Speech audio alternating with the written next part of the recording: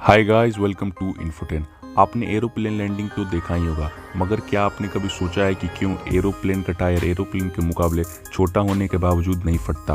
और हम इस वीडियो में जानेंगे कि एरोप्लेन, एयरप्लेन और एयरक्राफ्ट एक ही है या इसमें कुछ डिफरेंस भी है। तो आप इस वीडियो को अंत तक देखिए तो पूरा समझ पाएंगे। अगर आप इस चैनल पर नए हैं तो सब्सक्राइब कीजिए और जिन्होंने सब्सक्राइब किया उनका धन्यवाद।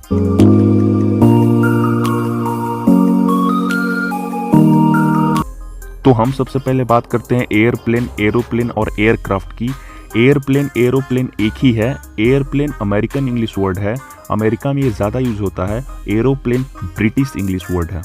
एरोप्लेन या यूँ कहे एयरप्लेन हैवियर होता है एयरक्राफ्ट के मुकाबले, और ये फिक्स्ड विंग के कारण ही उड़ता है।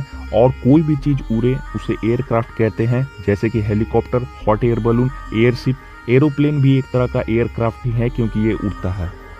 अब हम बात करते हैं कि क्यों एवरेज 200 से 300 किलोमीटर के स्पीड से लैंडिंग के बावजूद एरोप्लेन का टायर छोटा होने के बावजूद क्यों नहीं फटता है।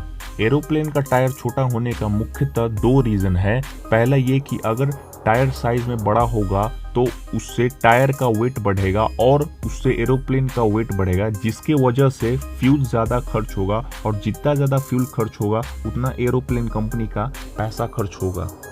लेकिन इसका मतलब ये नहीं कि ये छोटा टायर कमज़ोर होता है, और ये मैं इसलिए कह रहा हूँ क्योंकि एक एरोप्लेन टायर एरोप्लेन में लगने से पहले टेस्टिंग के दौरान 38 टन प्रेशर 463 किलोमीटर के स्पीड से गुजरता है, जो कि लैंडिंग के वक्त से 4 गुना ज़्यादा प्रेशर होता है। और ये 38 टन प्रेशर 10 हाथियों के बराबर होता है, ताकि ये खराब से खराब सिचुएशन में टिक सके। दूसरा, जब एरोप्लेन लैंडिंग करता है ग्राउंड पे तो टायर पहले स्किड करता है, और आपने एरोप्लेन लैंडिंग के वक्त धुआं भी देखा होगा, ये स्किड के वजह से होता है।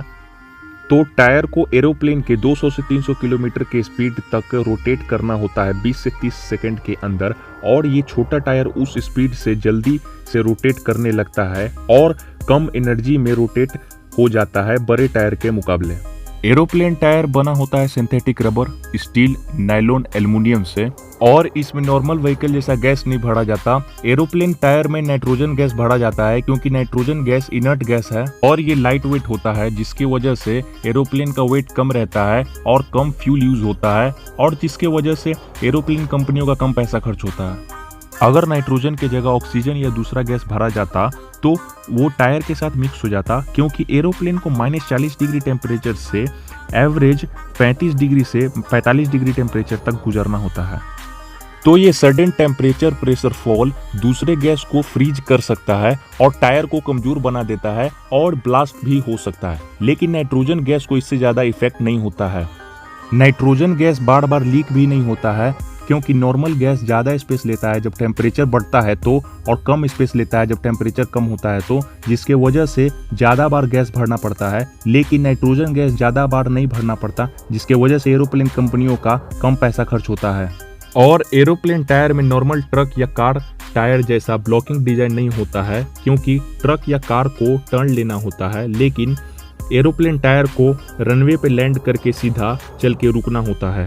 एरोप्लेन टायर में ग्रुप्स होता है, ये इसलिए होता है ताकि रनवे पे पानी हो तो उसे हटा सके। एरोप्लेन रनवे से बाहर स्किड कर सकता है बारिश के मौसम में। एरोप्लेन टायर ट्रक टायर से 2 गुना और कार टायर से 6 गुना स्ट्रॉन्ग होता है। एरोप्लेन में कितने टायर होंगे ये उसके वेट पे निर्भर करता है। कॉमर्शियल एरोप्लेन में, यात्री विमान में एवरेज 20 टायर होते हैं। जब 500 बार लैंडिंग होता है एरोप्लेन का तो टायर रिथ्रेड होता है। इसमें टायर का बाहर का लेयर हटाकर न्यू लेयर दिया जाता है। ये न्यू लेयर सिर्फ 7 बार रिप्लेस होता है। एवरेज 3500 लैंडिंग के बाद टायर को दोबारा नहीं यूज किया जाता है। एरोप्लेन का वेट 4800 केजी से 6,40,000 केजी तक होता है। एम्ब्रेसर फेनोन 100 का 4800 केजी वेट है।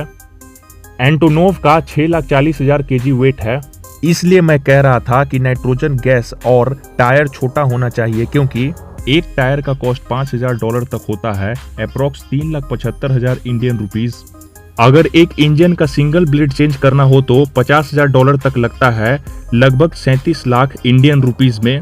अगर एक इंजन चेंज करना हो तो $12 मिलियन लगता है, लगभग 90 करोड़ इंडियन रुपीस।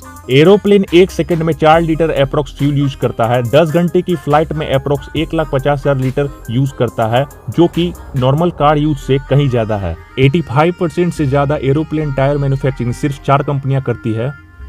पहला गुडईयर यूनाइटेड स्टेट, दूसरा डनलूप एयरक्राफ्ट टायर यूनाइटेड किंगडम, तीसरा मिशलिन फ्रांस, चौथा ब्रिजस्टोन जापान।